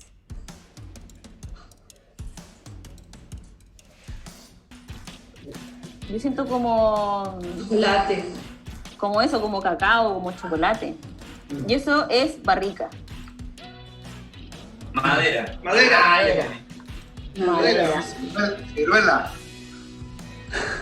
¿Alguien dijo ciruela? No. Ciruela, Pero fruta ciruela roja. deshidratada. Sí, ciruela deshidratada, claro.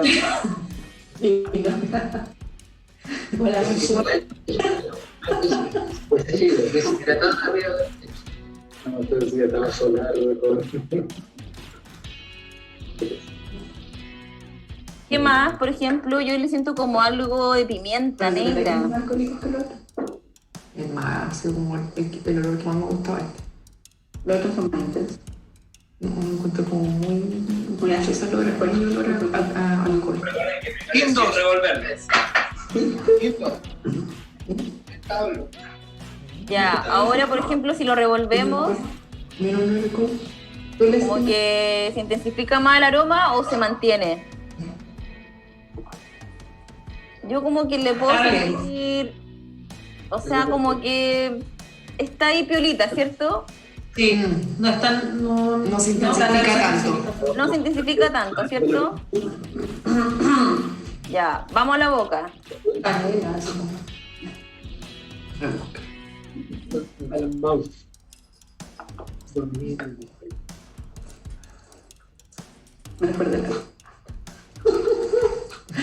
Un manjar.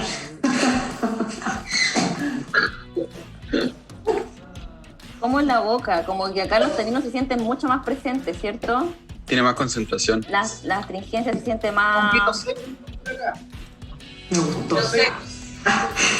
De los tres, cero, pero mil veces. Siente el alcohol en No lo siento así. La acidez no es... ¿Cómo la acidez no es tan... No es tan alta. No es tan alta, ¿cierto? No hay No hay acidez. Acá hay una acidez ya media baja. ¿Cierto? Los taninos están bastante presentes. Acá estamos hablando ya como de un vino, o sea, como que los taninos se sienten en esta parte de acá, como en la lengua, pero eso es lo que se mantiene al final, ¿cierto? Porque el sabor queda mucho más impregnado en la boca, se mantiene, como decía, esto es más largo, la intensidad en la boca. Otro. Me seca la lengua. Gabriela Matea, me encanta. Ahora, alguien dijo como que le saca la lengua, ¿cierto? Sí. Sí, acá los taninos están bastante jóvenes. Tenemos taninos jóvenes y eso se van a sentir en la boca, como eso es lo que alguien dijo, como lo siento quizás seco, o normalmente la gente también pasa que lo encuentran fuerte, como que esto a veces pasa la confusión, como oye, no quiero un vino tan fuerte, y a veces hace alusión a esto, como al tanino, como tal, como a nivel de astringencia. Ahora, por ejemplo, con esto el Cabernet Sauvignon, el maridaje clásico del Cabernet Sauvignon va muy de la mano con las carnes fibrosas. Entre más carnes... sí, disculpen, ¿sí? Una consulta. Este vino se me hace bien difícil distinguir por la vista, como bien has explicado, si se trata de un vino joven o viejo. Porque el ribete y todo tiende a ser muy oscuro. Entonces, ¿qué consejo me darías tú como para determinar si es que trata de un vino viejo o un vino joven? Ya. En este caso, por ejemplo, tu pregunta es súper buena porque, claro, acá, por ejemplo, efectivamente el ribete como que se tiende a confundir con el fondo, ¿cierto? Entonces, en este caso, por ejemplo, tu pregunta es muy fácil me refiero a que muy fácil como de llegar a la conclusión en el sentido de que nosotros cuando estamos ante un vino tinto viejo, el color de partida, no hay brillo. Como que normalmente los vinos jóvenes tienden a ser brillantes. Este es un vino brillante. Entonces, ya con el hecho que esté brillante, estamos ante un vino joven. Ahora, por ejemplo, un vino que tiene los colores como color teja. De hecho, un vino color teja es un vino evolucionado. Un vino, sí. El vino más burdeo, más oscuro. Claro, o sea, como que la intensidad de color, cuando es más viejo, se va volviendo más turbio o más claro, por decirlo así. Como que lo intenso de que era un joven se va volviendo más claro a medida que va envejeciendo. Entonces, por ejemplo, si cuando joven era púrpura, antiguo, estamos ante un color teja, o sea, ya ocre, por decirlo así. Pero una pregunta, ¿cuántos años tendría que haber como para notar esa diferencia? Porque, por ejemplo, estos vinos son jóvenes. Si lo comparamos con un vino del 2019, ¿qué característica sería la que hace más la diferencia? Por ejemplo, el color no se puede apreciar mucho. Por ejemplo, cuando uno realmente ve una diferencia de color así potente, como respecto a los años, es cuando ya hablamos de vino como de 10 años, como 15 años en botella, por ejemplo. Ahí uno dice, wow, este sí que es un color, claro, porque a veces pasa que el color atemoriza. A ti a veces pasa que también hay viñas que no filtran sus vinos, que también hay una tendencia a no filtrar los vinos. Entonces, eso también se ve reflejado en el color. Cuando te sirven el vino y ves sedimentos, no es que el vino esté malo, simplemente que el vino puede ser que no esté filtrado. Entonces ahí uno puede pedir tú puedes pedir cuando nos dejen salir en el restaurante, uno puede pedir que te filtren el vino. Una filtración, o sea, una decantación por oxigenación o por sedimento en este caso. Pero, por ejemplo, entre este año y un vino del año 2019 no va a haber mucha diferencia de color. Para nada. De hecho, por ejemplo, en ese caso, como que la diferencia que tú vas a notar mucho más es, por ejemplo, los aromáticos. Los aromáticos. ¿Y qué es lo que hace? Porque a veces pasa que hay vinos que, no sé, con un par de copas que ves como con los dientes morados. Hay otros que no. Eso es netamente está la culpa de los taninos, sí. entre más tanino tenga el vino, en este caso los Cabernet Sauvignon son los culpables o sea, no solamente esta cepa, hay cepas también como el Syrah, o las cepas también que tienen mucho, que son muy tintoreras. Esas son cepas que te van a tener más rápido los dientes. De hecho, como que se recomienda que cada vez que uno tome vino se lave los dientes porque te los mancha. Y es verdad, o sea, uno puede estar tomándose 3 copas y de pronto, y claro, también pasa que la sensibilidad, cada uno tiene una sensibilidad que claro, que hay gente que es más sensible, por ejemplo, a los taninos y automáticamente se toma una copa y tiene los dientes como si hubiese tomado una semana. Pero hoy estuve tomando hoy día nomás, ¿no? ¿A dónde? La lengua Pero... me imagino. No pasa.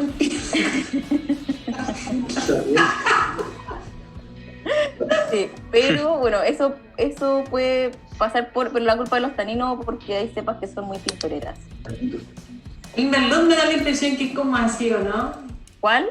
El merlot. A mí el merlot no me gusta el merlot, pero para mi parecer es como muy dulce, muy empalagoso, no sé. Sí. No me gusta. Sí. El merlot es como... La verdad es que yo tampoco comparto mucho con el merlot. Es como que no sé, no lo conozco. O sea, no sé, el merlot sí... Prefiero en ese caso quizá un Carmener, pero el merlot... a veces, mira, yo creo que... No sé si es como el merlot puede ser que sea más tintorera, no. Pero también pasa por un tema de ¿cómo se llama esto? De elaboración. O sea, por ejemplo, si el merlot pasa mucho tiempo en la barrica y la barrica también, acuérdate que le aporta taninos. Entonces eso también se va a ver reflejado en tus dientes. Como que te los tiñan, te los dejes como más teñidos. Ahora, bueno, no sé qué acá, cuáles son sus cepas favoritas, no sé si es qué les gusta más. Podríamos el día de mañana hacer una cata de espumante, yo no sé si o de, por ejemplo, acá la amiga dijiste... Los ensamblajes también son interesantes. Los ensamblajes son súper interesantes, por ejemplo, para catar, porque ahí uno puede decir, oye, en este siento más el Carmenero, acá siento más el Petit Verdot. O también, por ejemplo, o lo que te gusta a ti también, dijiste que te gustaban los rosados, hay muy poquitos buenos rosados en Chile. Entonces, Casablanca tiene los de Casablanca son muy buenos. Casablanca tiene unos muy buenos. Una pura vez he probado un Petit Verdot y es como súper espeso, como grueso. Sí, grueso, potente. Es exquisito, es maravilloso el Petit Verdot. Pero por ejemplo, un Cariñán o un Cabernet Franc yo solo lo he probado en los ensamblajes. Nunca lo he probado por sí solo. Claro, quizás por ejemplo una cata de Cariñán. O sea, imagínense que está lo que hablaba Cristian, este grupo de viñateros que se llama Vigno, que ellos se dedican a rescatar la cepa Cariñán y estos viñateros crean, bueno, por viñas, que son una aglomeración de viñas, ellos crean 100% un vino, 100% de Cariñán en este caso. En este caso el viño 100% Cariñán de la viña Undurraga o de la viña Colle o de la viña, ¿cómo se llama? Gilmore, por ejemplo. También tenemos los amigos estos de... ¿cómo se llama? Bodegas Red, que también tienen un Vigno. Entonces, estos son... Lo que hacen los viñateros es crear un vino 100% Cariñán. Y es muy interesante porque el Cariñán, por ejemplo, como te decía, es una cepa que se está rescatando, es una cepa, por lo menos, yo creo que, no sé si acá a la gente le gustan los tintos, creo que el Cariñán es como muy... No se ha conocido 100%, entonces cuando uno la descubre, hace una cata, es maravillosa, es súper rica. No, nunca lo he probado solo. Siempre en los ensamblajes. Chicos, ¿tienen más preguntas, consultas? Liz, hay una pregunta acá. Sí, alguien levantó la mano, pero no veo. Sí, lo Marce. Yo tengo una duda. Dígame. Lo que pasa es que yo hace muchos años trabajé en un restaurante, entonces tenía muchos vinos, hacía las catas, llegaban muchas viñas y recuerdo mucho que hablaban de las cosechas. Entonces me quedó en la cabeza que decían que la cosecha del 2007 y la del 2003, porque nunca eran buenas cosechas. Entonces yo cuando había gente en el supermercado buscando vinos de ese año, y recuerdo eso porque es algo que me habían comentado en el restaurante, y siempre los vi buscando esos vinos, pero de esos años. ¿En qué va? Niña. Cuando hablan de tal año, la cosecha fue súper buena, ¿cachai? Para los vinos. Super niño. Claro. Ahí hablamos de cosecha, me imagino algo tiene que ver, ¿o no? Sí, claro, exactamente, de las cosechas excepcionales. Cuando las condiciones de temperatura, de clima, de precipitaciones al año fueron excepcionales. Entonces, nosotros esperamos, de un buen año esperamos una uva equilibrada. Ay, como que escucho ruido ahí. ¿Cómo le puedo sacar el ruido de eso? La niña se... Ya, entonces, espérame, déjame... Ya. Entonces, finalmente hablamos de años excepcionales, que claro, lo que tú decías, están todos vinculados principalmente al clima, a las precipitaciones, a las temperaturas, a las horas de sol. Lo ideal, por ejemplo, lo que ocurrieron en esos años, efectivamente, fue que las añadas de esos años fueron excepcionales por las condiciones climáticas. O sea, claro, lo que uno busca cuando el enólogo antes de cosechar la uva, la prueba. En esa prueba él hace un análisis de taninos y de, como en este caso, de acidez y de azúcar. Entonces lo que ellos buscan es que la acidez y el azúcar estén equilibrados.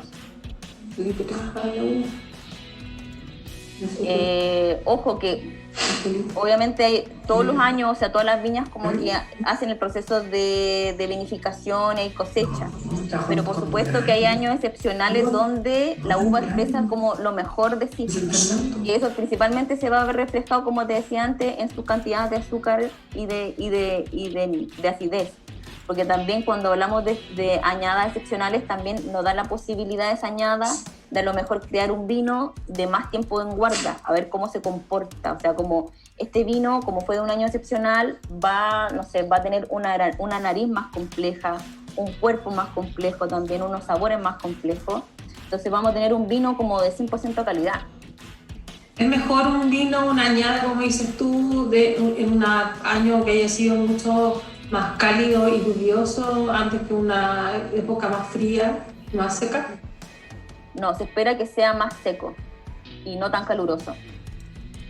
Porque finalmente pensemos que cuando hay, por ejemplo, mucha precipitación, mucha lluvia, la uva se absorbe esta agua, se hincha.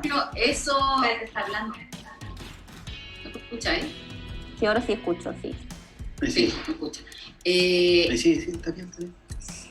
Esas diferencias que se generan por el clima, por todo, es perceptible para nosotros que no tenemos como tanta experiencia en vino. ¿No? Yo no tengo nada para decirte verdad, pero en general la gente que toma vino, o sea, lo alcanza a notar, o un enólogo no más lo alcanza a notar, porque al final, por ejemplo, yo me imagino que, porque a mí claro, la cepa,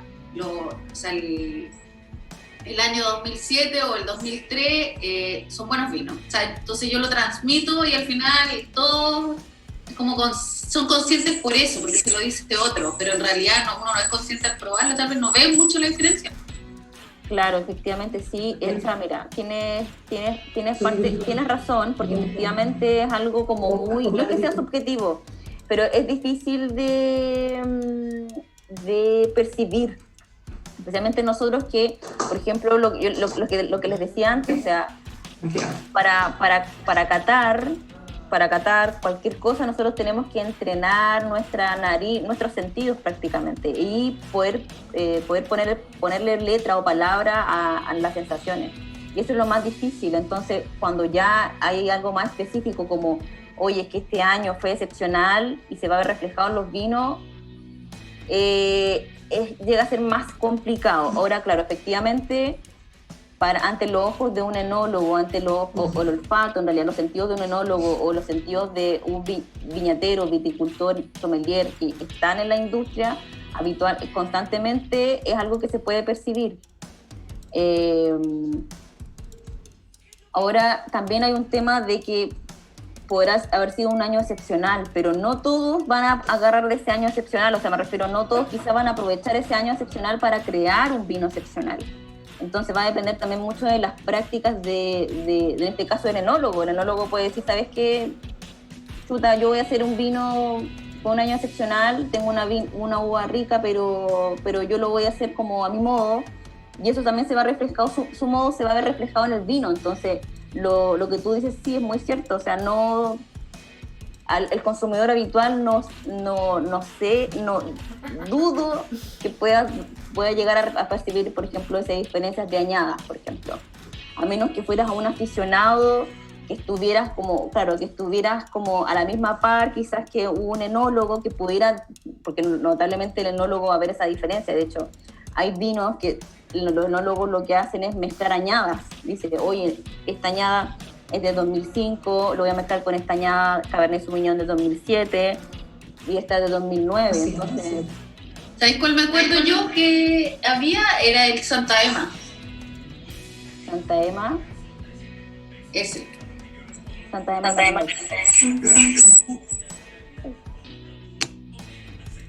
Sí, bueno, Santa Emma también hubo un buen trabajo ahí ellos hicieron un buen trabajo con las barricas, con las barricas americanas. Pero sí, igual no cachai eso que combinando vinos de años, distintos años. No, pero los pruebas. O sea, sí, pues. Pero igual ¿Tienen más preguntas, consultas, dudas? Me hace como un examen. Sí, ¿me puedes volver a explicar? Porque no sé si entendí mal. O sea, eso como que toman este vino de la añada 2003 con esta de la 2005 y los mezclo y consigo la producción 2006, por ejemplo. Claro, lo que pasa es que las mezclas no solamente es por cepas, ¿cierto? O sea, imagínense, por ejemplo, los espumantes. Los espumantes, si se dan cuenta, no tienen añada. Los espumantes, por ejemplo, al principio perdón. Los espumantes, si se dan cuenta, no tienen añada, ¿cierto? Es como son cosechas anuales, entonces. Claro, ¿no? Año se va sacando un espumante. Claro, lo que hacen con los espumantes es mezclar. Yo tengo, lo que hago con los espumantes es mezclar vinos. Por ejemplo, si yo tengo un espumante de Chardonnay y Pinot Noir, lo que hago es mezclar un vino de Chardonnay y Pinot Noir, pero lo que también trabajo, juego, son con las añadas. Es decir, por ejemplo, tengo un Chardonnay del 2007 y un Chardonnay de 2005, o por ejemplo del año, tengo un Chardonnay 2020 con un Chardonnay 2005, entonces lo voy a mezclar con mi Pinot Noir también del año y con otro Pinot Noir de otro año. Por eso, por ejemplo, normalmente los espumantes no llevan añada, porque finalmente ¿con qué añada le pongo a la botella, por decirlo así? En el caso de los vinos, ocurre, podemos mezclar cepas, pero también podemos ocupar por ejemplo, otros vinos, o sea, de diferente añada. En este caso, si tengo un ensamblaje, por ejemplo, de Carmener con Cabernet Sauvignon, puedo usar un Carmener del año y un Cabernet Sauvignon, por ejemplo, de otro año. Que también es que hay diferentes formas como de ensamblar, de hacer ensamblaje. Bueno, por ejemplo, nosotros trabajamos con un viñatero que es Acróbata, que es, no sé si han probado ese vino, Acróbata, pero bueno, Jaime Rosselló, creo que es el último vino que estamos trabajando, no tiene añada. No, es un vino que no tiene añada y trabaja con diferentes mezclas de diferentes años, por ejemplo.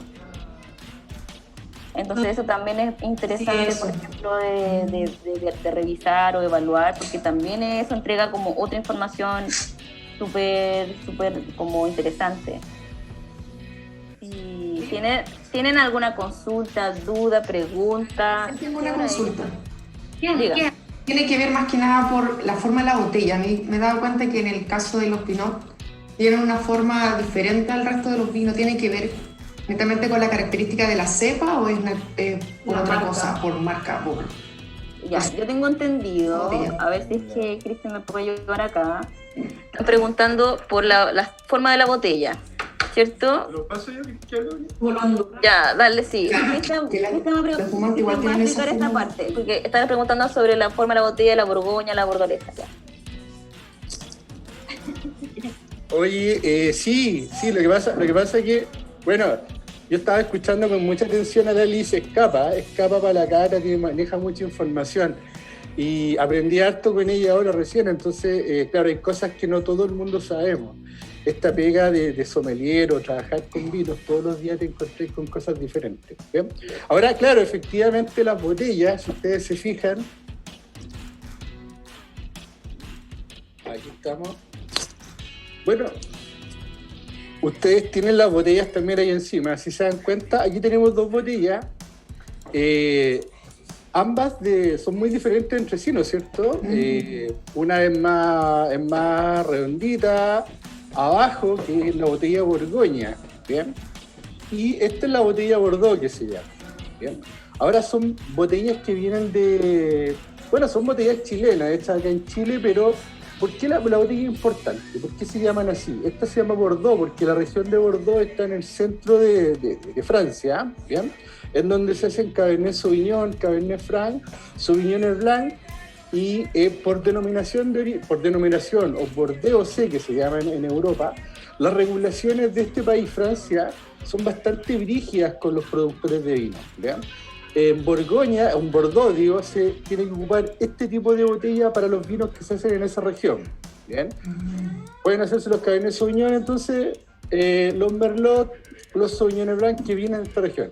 Esta otra botella que tenemos acá, si se dan cuenta, es diferente. Es más redondita abajo y es más flaca arriba. Esta es una botella que se llama Borgoña. La botella Borgoña, aquí en Chile, se ocupa por lo general para Chardonnay, para Pinot Noir, ¿bien? La región de la Borgoña de Francia se ocupan este tipo de botellas. Tú cuando estás en Europa vas a un restaurante y pedís un vino en particular, por lo general tú sabís por el formato de la botella de dónde viene el vino, de qué región específica de Francia, ¿bien? Ahora, si ustedes se dan cuenta, las dos botellas obviamente son diferentes entre sí, pero ambas dos tienen el mismo contenido, ¿ya? Y eso es más que nada porque acá abajo tiene un hoyito, el famoso hoyito, porque toda la gente le mete el dedo, piensan que entre más adentro el hoyito es mejor, cosa que es mentira. Este cumple un par de funciones que para son... guardar los taninos, ¿no? ¿Cómo? Como para guardar, o sea, como siempre yo he escuchado que, o sea, de lo mismo de la profundidad del hoyito, pero que eso es como que se aconchan los taninos, algo así, eso... No, sí, puede ser también, pero mira, les voy a contar las dos fórmulas. La primera, la histórica y la más romántica, las botellas que se ocupaban en Roma antigua eran botellones gigantes, ya, de vidrio, ya. Entonces este hoyito eran de este porte, y los sommeliers que habían llegaban con un fuego y se ponían por dentro para darle el color al vino. Esa es la parte romántica que se le escuché a algún sommelier por ahí que es más mentiroso que yo. No le creo mucho. Pero esa es la parte romántica. Ahora, la razón por la que tienen este hoyito las botellas son por dos razones. Una, que las botellas ejercen mucha presión, ¿ya? Cuando están dentro de la caja, si yo hiciera esto y la botella fuera plana, se rompe. Recordemos que este arco de acá abajo ejerce una presión, ¿no es cierto? Entonces, como los puentes, hay algunos puentes que tienen esta forma, ¿no es cierto? Es porque la presión se va hacia los lados, ¿no es cierto?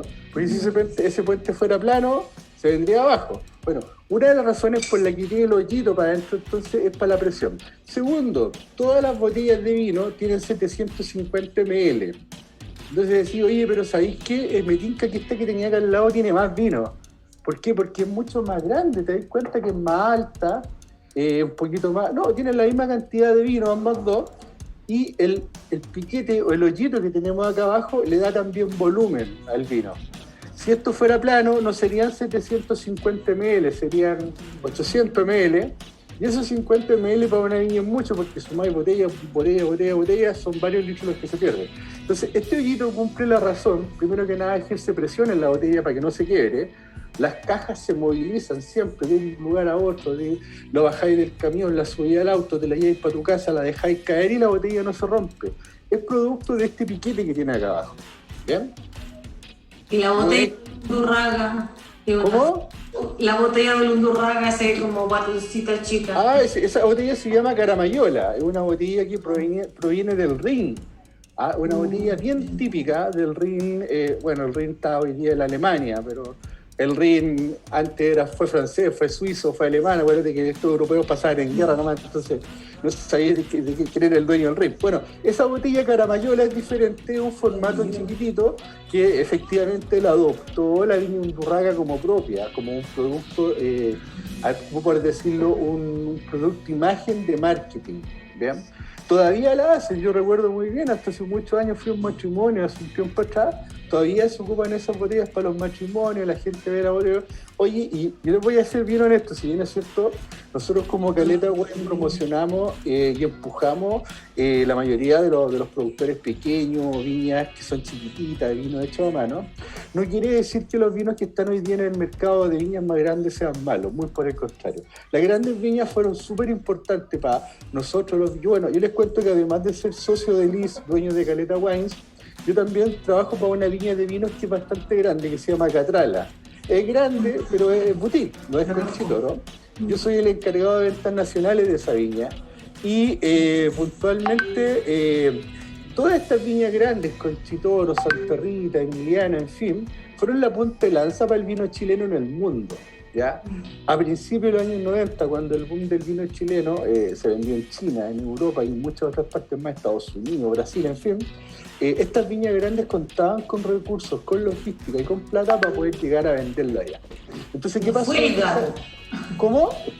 No fue el vino gato, como dice el Coco Legrand. No. Bueno, y todas estas viñas grandes entraron a los mercados internacionales y después entraron todas estas viñas chicas. Este vino que tenéis acá que se llama Huaychafe, que lo hace Roberto Millán, que es un viticultor muy amigo mío, de hecho uno de los mejores viticultores que yo conozco. Este gallo ya hoy día está vendiendo en Europa. ¿Y por qué? Porque las viñas más grandes a principios de los años 90 fueron la punta de lanza y le abrieron espacio a las viñas más chicas, aunque ustedes no lo crean. Entonces, a veces escucho por ahí algunos productores, sommeliers, tirándole piedra a las viñas más grandes, que estos gallos son unos ladrones. La verdad que hay de todo en la viña del Señor. En todos los negocios hay gente buena y gente mala. Pero yo les voy a ser bien honesto, las viñas grandes le abrieron la puerta a muchos viñeteros chicos para poder iniciar sus proyectos. Gracias a Dios tengo la suerte con Liz de tener una tienda de vino y podemos tomar vino de buena calidad prácticamente gratis. Y no tenemos no andamos comprándole vino a otras viñas, ¿bien? Pero bueno, esa es la razón por la que las botellas son diferentes, ¿bien? No sé si le queda claro, ¿sí? El hoyito de abajo no tiene nada que ver con la calidad, mientras el hoyito más profundo no mentira. ¿Ya? Entonces cuando vaya al supermercado, por favor, no le meta el dedito porque está haciendo el loco. ¿Vale? La calidad del vino se la da a la persona que se lo está tomando. Y como yo les dije al principio, Chile es uno de los pocos países, o tenemos nosotros un producto de calidad y a un precio accesible. ¿Qué quiere decir eso? Que tú sabés que estáis pagando una plata X por un producto específico. Tú sabés que si pagáis 5 lucas por un vino, vais a tener un vino de una calidad buena, pero si pagáis 10.000 vais a tener una calidad mejor, y así sucesivamente. ¿Te fijáis? Ahora, si el vino a ti no te gustó, ese es otro cuento. ¿Te fijáis? Entonces, cuando vamos a una tienda o estemos en un restaurante y probemos el vino y digamos, ¿sabéis qué? El vino no me gustó, no quiere decir que el vino esté malo, es que a ti no te gustó. Y te la bancáis nomás, porque al final del día, si te ponías a alegar, le vaya a joder la pega al garzón que te atendió. Y el garzón va a llegar donde el dueño y le decirle, oiga, sabe que la señora dice que el vino está malo y el vino está bueno. No, si el cliente tiene la razón, que lo paga y no lo paga el garzón. Entonces el pobre garzón tiene que verse ahí, chuta, y dice, ¿qué diablo? Le echan la culpa a la gente del servicio. En fin. Al final ese vino no se pierde si se vende por copa o se lo ocupan para cocinar. Pero insisto, en Chile no hay vinos malos, hay bajas calidades y depende de nosotros como consumidores poder discernir cuáles son las calidades. Lamentablemente estamos en pandemia hoy día, no tenemos mucho acceso a ferias de vino, que eran interesantes porque en estas ferias tú podías ir, llegar a probar vinos. Pues probáis, pagáis 30.000 pesos en la entrada y podéis probar 600 etiquetas.